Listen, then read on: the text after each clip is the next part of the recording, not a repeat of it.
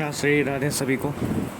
सबसे पहली बात, ये जो व्यक्ति आपको अभी स्क्रीन पे दिख रहा है, क्या आप उनको जानते हो?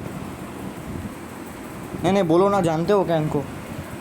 अगर नहीं जानते हो तो कोई बात नहीं, मैं बोल देता हूँ।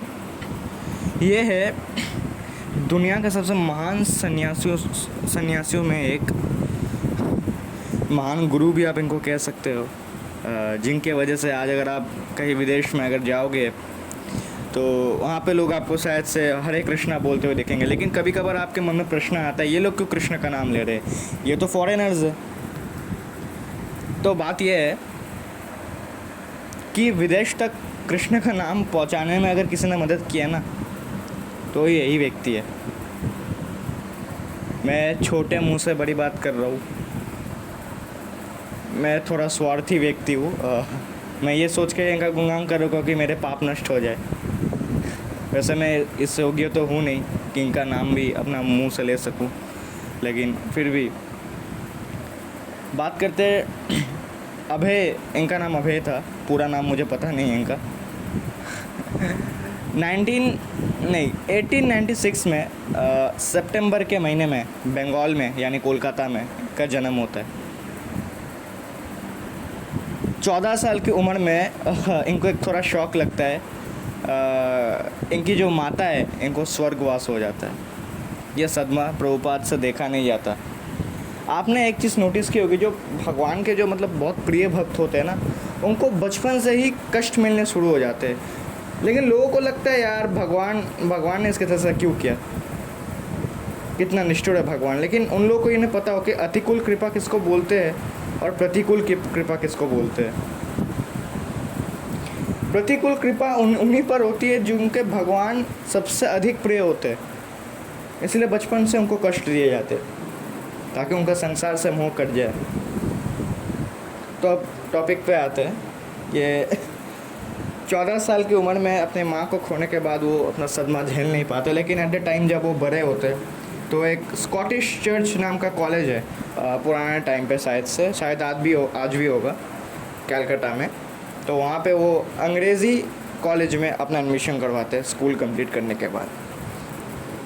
श्रील प्रभुपाद जी बचपन से ही पढ़ाई में यानी स्टडीज़ में बहुत ज़्यादा तेज़ थे।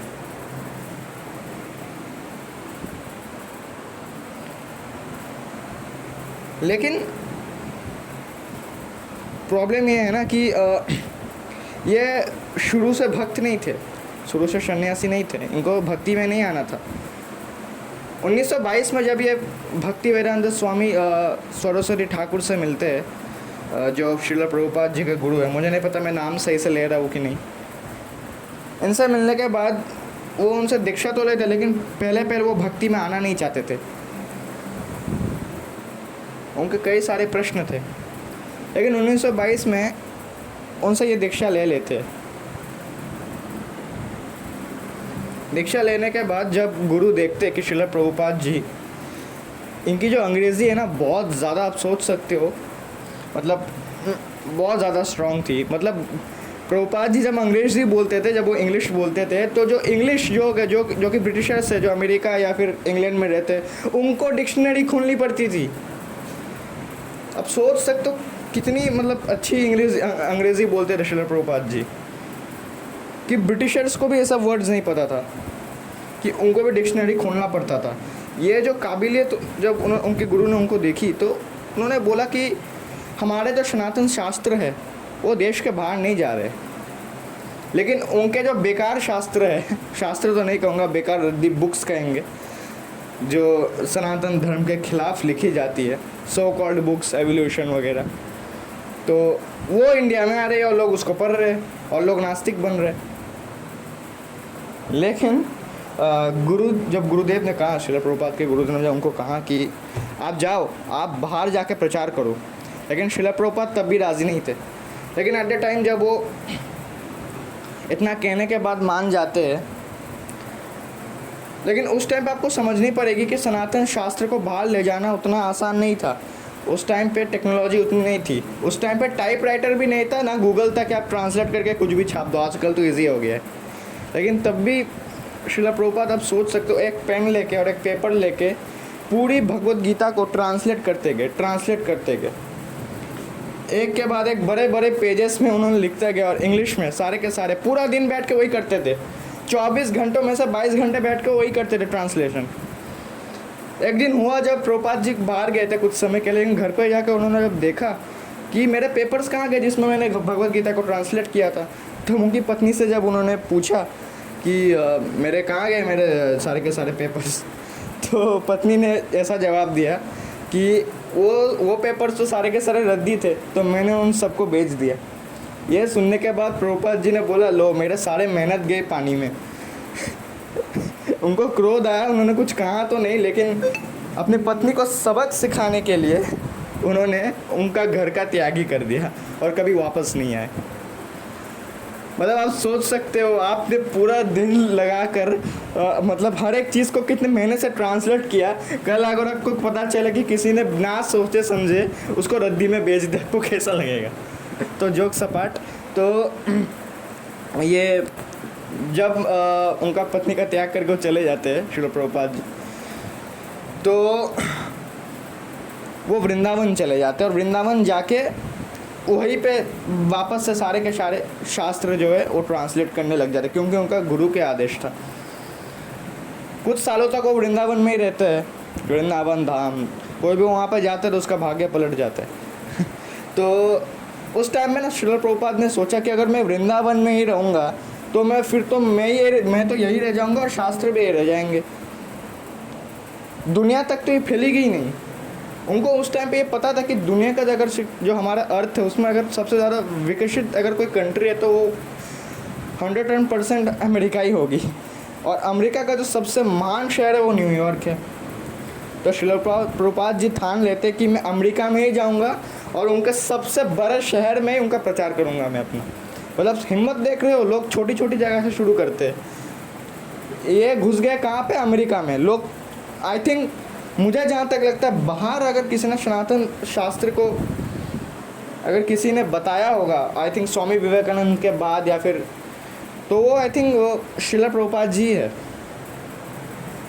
तो आप सोच सकते हो उनकी उम्र बस उस टाइम पे 60 थी, 60 या फिर हाँ 60 बोली जाती थी, 60 उनकी ईयर्स थी। मतलब कितना समंदर पार करने के बाद अमेरिका आता है।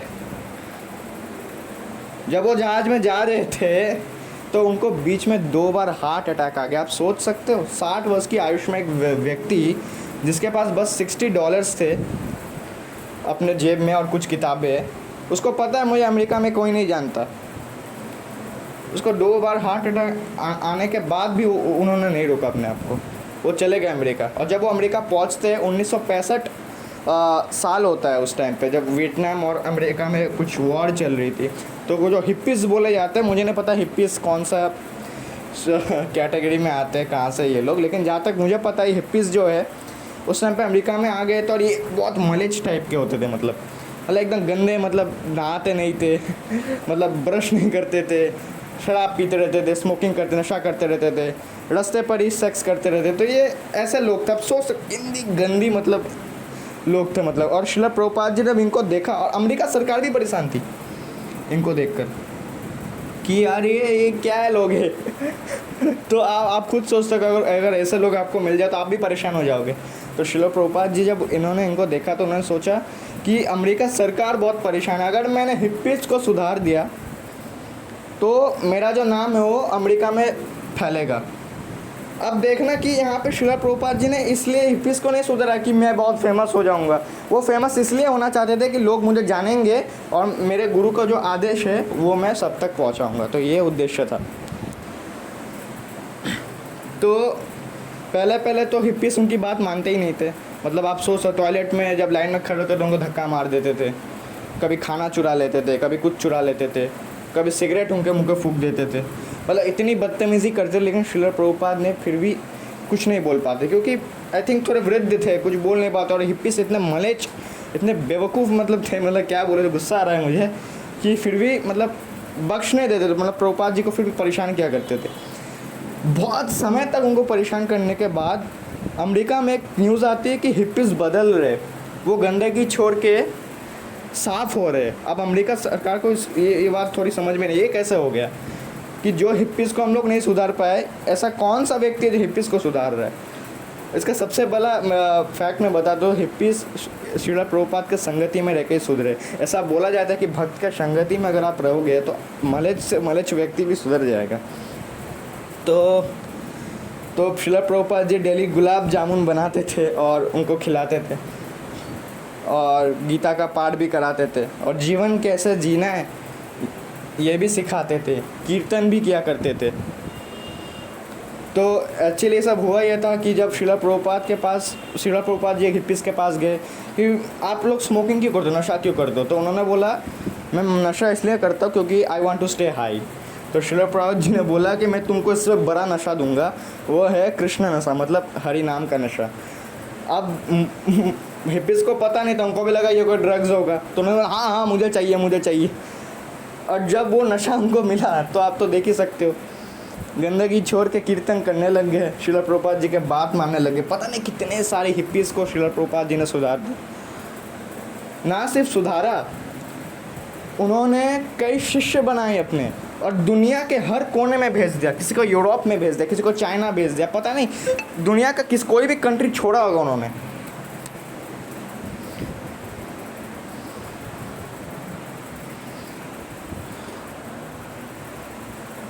अब सोचो तो पाकिस्तान जैसे देश में भी, अब सोचो पाकिस्तान, वहाँ पे भी जाके इस्कॉन टेम्पल खोल दिया। पूरे दुनिया में आई थिंक 108 इस्कॉन टेम्पल्स उन्होंने बनाए होंगे, कॉन्टिनेंट्स को मिला के के सारे। सिर्फ अंटार्कटिका रह गया, इसका बस चलता तो मतलब अंटार्कटिका में भी बसा देता, पता नहीं होगा भी शायद। मतलब इतने महान व्यक्ति है।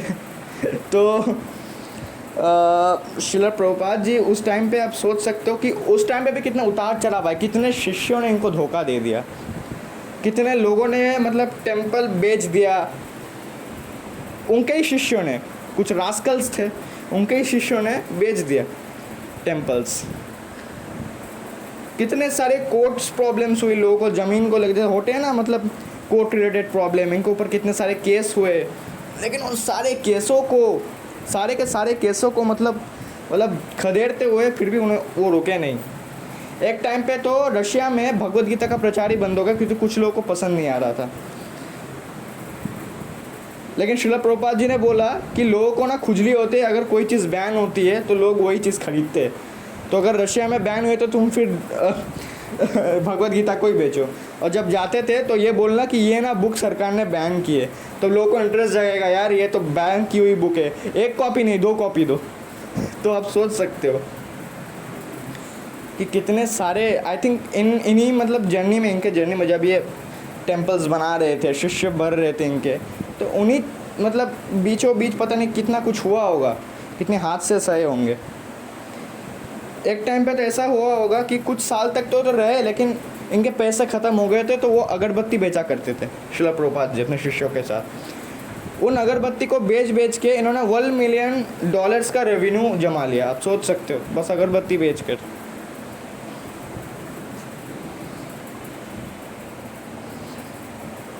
तो उतार चढ़ाव तो हुए, शिष्यों ने धोखा दिया, मंदिर तोड़े गए कई जगह पे, कई सारे केसेस हुए, लेकिन श्रील प्रभुपाद जी फिर भी रुके नहीं, अपना प्रचार चलाते गए। एक बार हेनरी फ्रॉड, आप जानते हो कि फ्रॉड एक कंपनी है, मतलब फोर्ड कंपनी में फ्रॉड बोल रहा हूँ, सॉरी, फोर्ड एक कंपनी है, तो कार की कंपनी बोल सकते हो। उनके जो मतलब मालिक थे हेनरी फ्रॉड, उनके बेटे एल्फ्रेड फ्रॉड उनसे मिलने आए थे। मैं फ्रॉड क्यों बोल रहा हूँ बार बार, अरे छोड़ो उस पर, छोड़ो, मेरे बात सुनो। तो एल्फ्रेड फ्रॉड जो थे वो मिलने आए थे श्रील प्रभुपाद जी से। तो श्रील प्रभुपाद जी ने पूछा हेनरी फ्रॉड कौन है, तो बोले हेनरी फोर्ड तो फोर्ड कंपनी का मालिक है। बोला अब वो कहाँ है, तो एल्फ्रेड फोर्ड को इतनी बात समझ में आ गई कि अगर कोई बड़ा से बड़ा व्यक्ति पैसे वाला क्यों ना हो, उसको एक दिन खाली हाथ जाना पड़ेगा। खाली हाथ नहीं, उसका मनुष्य जीवन भी व्यर्थ चला गया दुनिया के भोगों में। एक कहावत है ना, कुछ महान वैष्णव आचार्यों ने कहा है कि मनुष्य जीवन पाइला राधा कृष्ण ना भाजिया, जानिया सुनिया विष खाइला मोरिया। इसका मतलब ये है कि मनुष्य जीवन मिला है और फिर भी राधा कृष्ण का नाम नहीं लिया, भक्ति नहीं की, भोगों में लिप्त हो गए, पैसे कमाने के चक्कर में, फेम कमाने के चक्कर में पूरा मनुष्य जीवन रद्दी चला गया तुम्हारा, ये बोलना चाह रहे थे। तो आपको पता है एप्पल के जो ओनर है वो तक भी इतना बोला करते, इस्कॉन ने एक फ्री फूड, आपको पता होगा गरीबों में डेली, आई थिंक डेली पता नहीं कितनी खाना बांटते हैं इस्कॉन डेली। आज भी अगर आप जाओगे तो गरीबों में खाना बांटते फ्री में, प्योर वेजिटेरियन प्रसादम। एप्पल के जो ओनर है, जब इनके पास पैसा नहीं था तब ये 7 मील चल के इस्कॉन के टेम्पल में जाके खड़े होते थे लाइन में फ्री में खाना खाने के, तब इनके पास पैसे नहीं थे। आज वो एप्पल का ओनर है, समझ सकते हो। और कुछ मूर्ख नास्तिक लोग हैं जो एप्पल का फ़ोन ही चलाएंगे, लेकिन ये मूर्ख यह नहीं जानते कि जो एप्पल का फ़ोन तुम चला रहे हो उसका जो ओनर है वो खुद इस्कॉन टेम्पल में जाकर श्रील प्रभुपाद जी की गुणगान करता था। तुम्हें इतना नहीं पता था, पता होगा भी तो ये लोग नहीं करेंगे, इनको मिर्ची लगती है हर चीज़ों से। और श्रील प्रभुपाद जी के बारे में बोला तो इतना जाता है कि उनका जब अंत समय आया था, ऐसा भी बहुत सारे कंट्रोवर्सीज है कि उनको जहर दे के मारा गया था, ऐसा भी बोला जाता है। लेकिन मैंने उनके अंत समय में एक वीडियो देखा था श्रील प्रभुपाद जी के, वो अंत समय में भी मतलब अपने शिष्यों को ज्ञान देने से नहीं रुके। ये डेडिकेशन थी उनकी कि अंत समय में भी मुझे अपने गुरु का आदेश का पालन करना है, जो उन्होंने कहा था। मरते मरते तक वो शास्त्रों का ज्ञान दे रहे अपने शिष्यों को, क्या करना चाहिए क्या नहीं करना चाहिए। ये थे महान व्यक्ति थे इतने। अब आते हैं इनके हेटर्स के ऊपर, मूर्खों के ऊपर, जो इनको ऊपर लांछन लगाते रहते हैं बिना कुछ वजह के।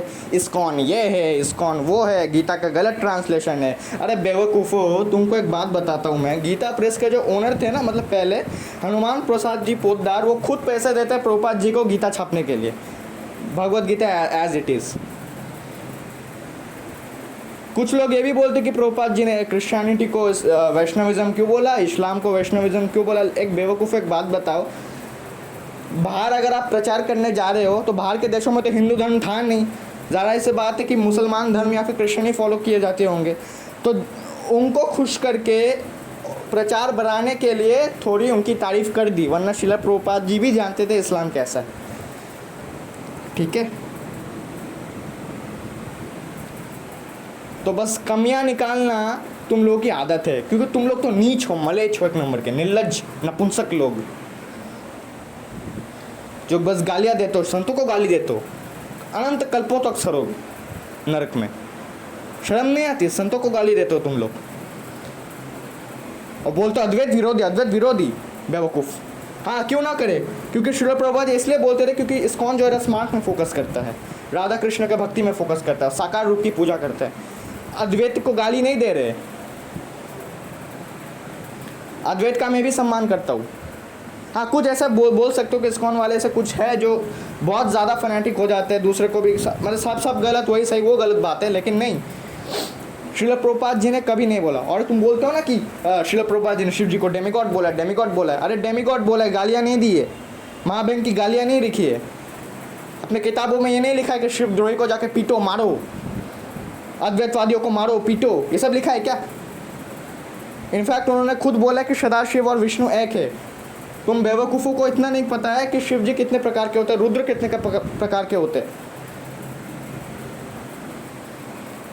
श्रील प्रभुपाद जी ने वो कर दिया, श्रील प्रभुपाद जी ने ये लिखा है, खुद कुछ नहीं कर पाते। अपने गली में एक मोहल्ले में गीता तक नहीं बांट पाए। इतने अगर शौक है तो जाओ ना, अपने गीता का प्रचार करो, फिर बाहर जाके करो, कौन मना कर रहा है? शिव पुराण का प्रचार करो, कौन मना कर रहा है? कोई मना नहीं कर रहा है। नहीं करोगे, तुम लोग में औकात नहीं है।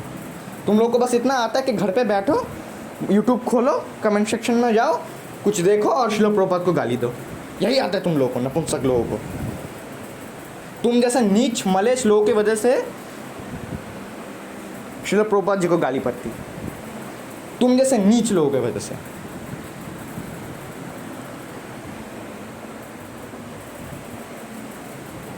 मैं तो यही सलाह दूंगा वैष्णवों को, नास्तिकों को संग कर लो, इन मूर्खों को संग मत करो जो वैष्णव निंदा करते हैं। नास्तिक इनसे कई गुना बेटर होते हैं। लेकिन इन नीच मलेच लोगों का मतलब संगत मत रखना जो वैष्णव आचार्यों को गाली देते हैं। बस यही बोलना था। हरे कृष्णा, राधे राधे सभी को।